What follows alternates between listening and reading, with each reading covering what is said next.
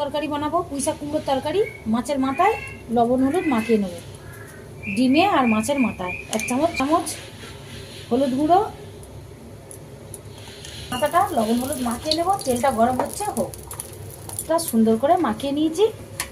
কড়ার তেল গরম হয়ে গেছে। কড়ার মধ্যে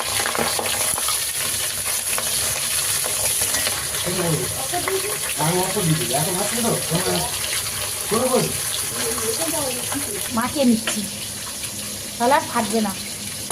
তুলে নেব। লাল লাল হয়েছে, আরেকটু হলে ভালো হয়।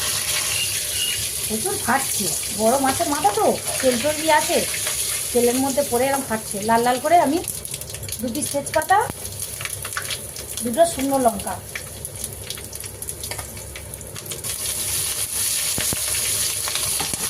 আদা রসুন বাটা 3টা দিয়ে দিলাম। আর থাকবে না পেঁয়াজ।